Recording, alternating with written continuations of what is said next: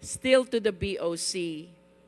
Commissioner Faeldon, are you aware of this shipment number MCLU 61881? I'd like to request Your Honor to please refresh my memory. I cannot remember that, ma'am. MCLU 61881 pertains to the 6.4 billion smuggling of shabu, equivalent to 604 kilos of shabu, in which case Mark Taguba was convicted for smuggling of shabu by the Regional Trial Court. That is MCLU 61881. Kanina po, Commissioner, you said, you admitted with the documents which are being required during importer's accreditation, walang kayang itagong information ang importer sa inyo. Now, the question is, sino po ang importer nitong 6.4 billion na shabu? Hindi ko na po matandaan, ma'am, kung sino po yung importer niyan. That importation has been a subject of a long court litigation. I understand, Commissioner, but this is an incident which really shook the BOC, especially during your term. Tama po ba yun? Yes, ma'am. If I may... And of course, the first question that you wish to be answered, considering na may nakapasok na 6.4 billion na shabu, sino ang nagpasok nito sa Pilipinas? I want to refresh your memory, Commissioner Faeldon. Walang makakapag-import without the importer's accreditation. You likewise said, what with the ample requirements which are being required from the importer, walang kayang itagong information ang importer from the Bureau of Customs. Now, we are talking about this specific shipment that pertains to 6.4 billion of shabu, which shook the Bureau of Customs and even your leadership of the BOC when this shabu was apprehended in the Valenzuela warehouse. Question, Commissioner. This is something na hindi mo dapat nakakalimutan. Sino po ang importer nito?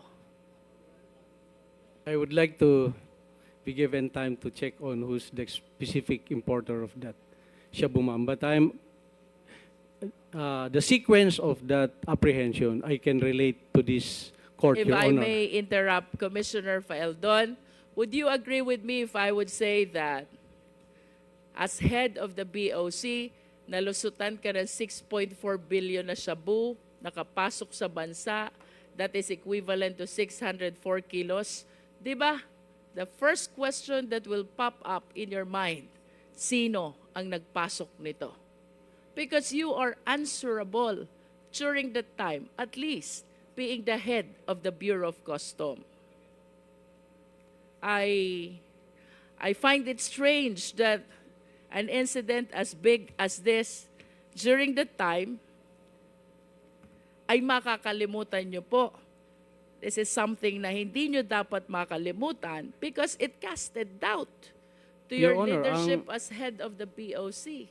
Ang alam kong nag-import, sila Taguba. But I want to be corrected if hindi po sila ang nag-import niyan. Nagparating sa bansa. Yung importer mismo, in the packing list, because this is, ma'am, if I be given just 1 minute to explain this, so that you are correct, ma'am, the nation has to know the truth about this. You may agree or disagree with me, ma'am, but please give me a chance to. Because this has been tackled by the nation in 2017. This importation, ma'am, the existence of a possible shabu that came into the country was relayed to us by Chinese customs. I received the information 10 o'clock in the evening.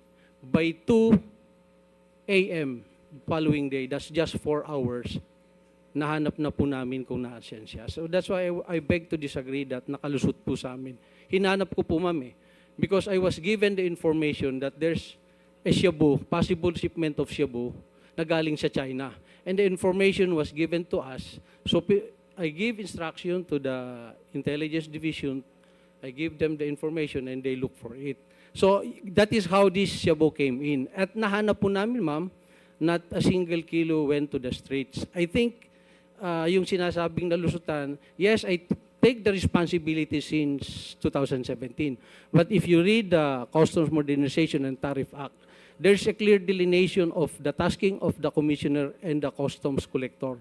And in that law, it's very specific that only the collector has the right to release shipments. So of the 38 ports, it is impossible for the commissioner to check every shipment. That's why it is delineated to them by the law. The verification and authority to release all those shipments does not rely on the commissioner anymore. It is now on the individual port collectors. So, but when I received the information that there is a possible importation of shabu that passed through customs, it took us 4 hours to locate that, ma'am. And I want to take that as something that I did good, contrary to the perception that I let it go. I did not let it go, Your Honor. Commissioner Faeldon, let me complete the context of my question. When this representation made use of the term nalusutan, nahuli niyo yung shabu, pero hindi niyo nahuli yung importer. And today, I am asking you, sino ang importer? You cannot even say. An information which is supposed to be highly important because of the huge amount of prohibited drugs which were apprehended by you. Hindi ho ba quite strange yan na hindi nyo matandaan or perhaps you did not bother to check? Sino po ang importer nito? For me, Commissioner Faeldon, it is not enough that you apprehended the shabu. You should have arrested the people responsible for the shipment of shabu as well. Kung parehas nyo pong nahuli, yung shabu at yung tao, you might be correct. Hindi po kayo nalusutan. Pero nahuli nyo yung shabu, hindi nyo nahuli yung tao, I hope, with all due respect, you will understand why I use the terminology nalusutan ang BOC. Yes, Your Honor.